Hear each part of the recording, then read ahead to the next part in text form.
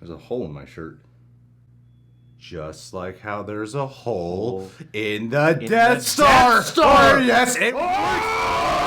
It works! I'm Greg. I'm John. We're gonna watch Star Wars, the High Republic announcement trailer. I think this was what that Project Luminous thing was before. Hey, speaking of Star Wars, we were on the Schmodown recently. Not sure how that ties in. Harloff, you know he's all about Star Wars. Go check out our Schmodown match. It went up last week. It's a really, really fun video. I think you'll really like it. So just go watch it. There's a link in the description box and pinned comment. Anyhow, let's watch this High Republic announcement trailer.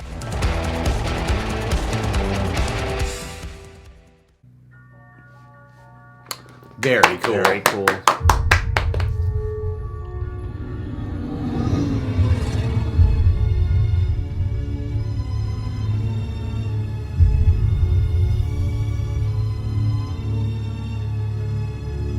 Yes. And the American way.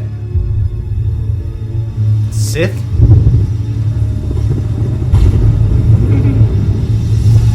Disney?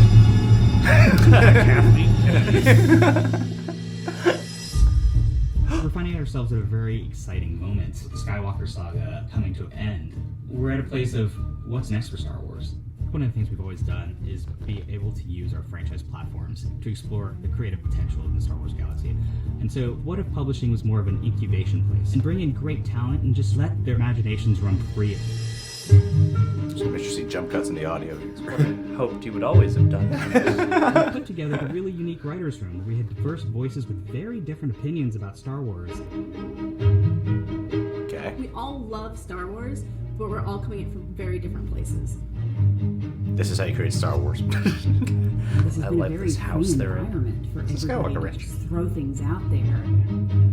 We've all done lots of storytelling, but this is unique and really special. The idea that this thing has been simmering for so long. What's the secret history of the galaxy? Yep, it goes way back to the beginning of Star Wars. We gave them essentially a blank slate. What would you like to tell? Interesting. Hell yeah. Pretty cool. A line that we've been hearing since 1977, and we thought, what does that look like? How far can we read into this line? Golden age where there's much more peace and calm in the galaxy. So we're calling it the High Republic. The description that we've used for the Jedi of this era is that they are the Jedi Knights of the Round Table.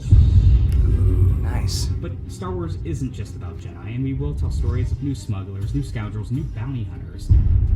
The threat and the tension really comes from the Republic's borders, because the Republic does not extend from one side of the galaxy to the other. It's a bit of a Wild Jack West Black. new frontier. We see a different kind of Jedi that patrols the frontiers and is more of a Texas Ranger. Oh, sweet.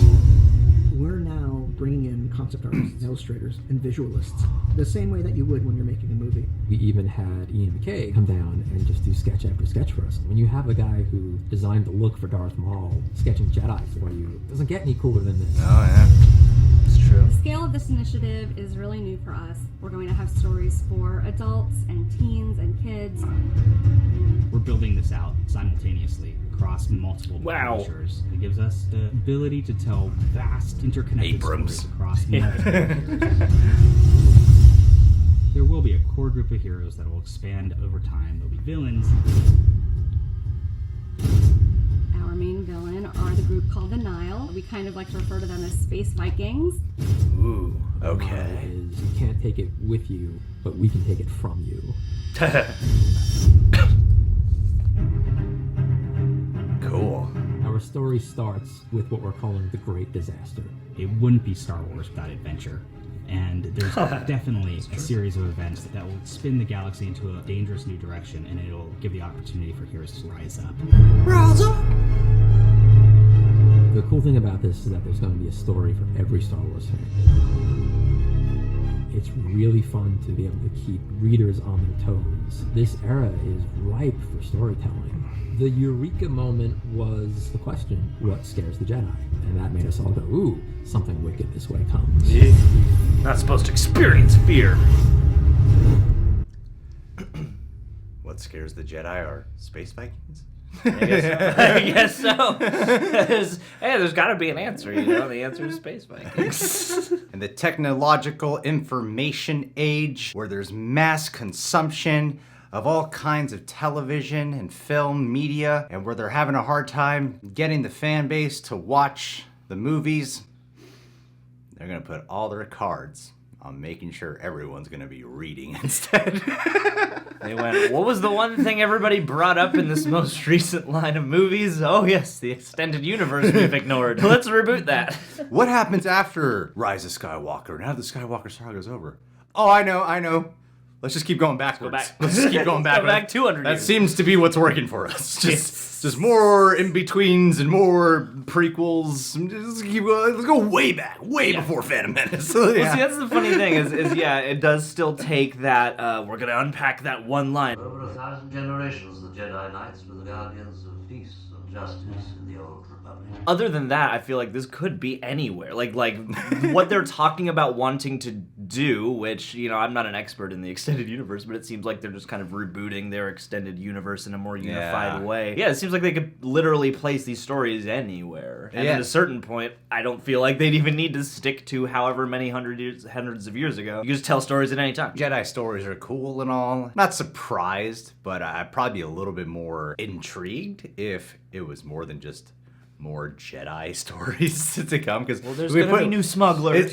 Yeah, there's gonna be the Nile, the space Vikings. Yes, the space. Which does look cool. I like the idea that they brought Ian McKay back for like the aesthetic designs for certain Jedi, because since he worked on Darth Maul, that looks pretty neat. This is like some of the best marketing I've ever seen for a book or like a book series. It's cool that they're spanning all these different mediums of novelizations and comics and whatnot. In some ways, there's like a worrisome element to me. In other ways, there's a really exciting element to me. And I think that's kind of a cool middle of the road spot to be at, because usually when you see a writer's room that big, like, that's a setup for disaster a lot of the time. And you're all like, what do we want? And I took a screenshot of this, and I haven't read through it yet, but when we were doing the reaction, I was like, I gotta screenshot this. They have this board here. I have it up on screen. Fiction, Star Wars witches. Fiction, authentically lived in. Surprise, diversity, actual ending. yeah. Actual ending. See? Feelings. What is this? Relatable characters, sweeping/epic, and gotta have a little bit of that humor. They should have called that section basic forms of storytelling. This is everything that is just pretty basic. Maybe the diversity thing is a good thing to point out. I want to know what conversation led to the formation of this list, I guess. Because, yeah, these are all things that I would definitely hope to see from a Star Wars or any other story. Star Wars heart love, not pro-war. That's a good point.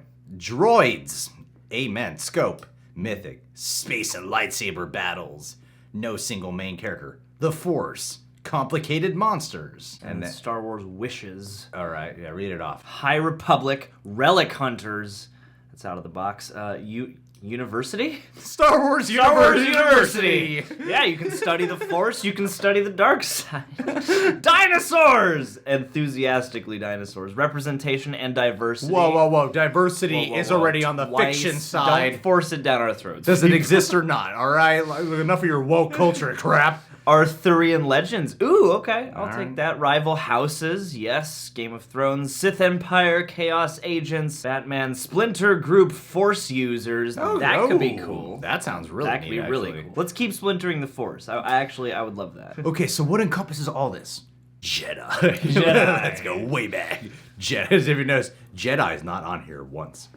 No. But this might not be the full board. That's true. There are like 87 It could people be in a that really room. tall board. Yeah. Maybe this is just one That's writer's just the top board. of the ladder. Yeah. Some of those like professor librarian rooms where guys on a sliding ladder writing on it. Yeah. This is director's cut of this very advertisement. Like, we got every writer to sit down and write their favorite things about fiction, Star Wars, and what they wish for Star Wars. I'm very much torn between two things, which is they made that comparison of like, we're treating this like it's a movie, and I felt like I was watching a commercial for a movie. Yeah. And like really in the advertising side of this, props to the use of footage. They really got me engrossed in this. But, on a more genuine side of things, I do hope that, like some of these things they've written on this board do seem like neat expansions or neat things to hone in on in a Star Wars context. That's true. While, you know, it would be nice to just do purely original stories, I feel like the world of Star Wars allows for, hopefully, the flow of originality through a familiar framework. Right, So, yeah, like, I can see how this might be cool and how Disney, or whoever, might be smart in going, hey, what we've learned through the bumpy experience of doing these new sequels is people actually have a huge amount of love and respect for the print side of the universe and for the potential that holds. Yeah. I really hope that they mean what they say when they're, putting all this originality and creativity into this project. Well, the fact that they're doing storytelling through books and comics, I think you gotta be a lot more free. I think you gotta explore a lot more different things. It can't just boil down to Jedi and Sith again. Especially when you're talking about the great disaster that they're talking about, the High Republic, because I like the idea of an insidious threat in terms of when the galaxy was a lot more glorious, a lot more positive. There's something seeping in slowly. Just don't make it the Sith again. I want to write the book that takes place in the utopian society where there is no conflict. No conflict at all. It's just like, why the hell do we even have Jedi? Yeah, exactly. They're just about to dismantle the Jedi right before the sit around smoking pipes all day. Yeah, that's why they're called the High Order. They got nothing else to do but sit around and smoke. All right, guys. Well, are you gonna read any of these? Maybe a comic? I don't think I'll read a book, but I'll probably read a comic. I'll look at the concept art. Yeah. Guys, subscribe to The Real Rejects. Click that notification bell to get notified whenever we got a video up. Check out all our Star Wars content. My goal, I've finally made an official goal. I'm going to catch up on all of the Clone Wars before Mandalorian Season 2 comes out. That way, I feel like I understand the connective tissue a lot better, especially with the way Mandalorian Season 1 ended. Anywho, see you guys!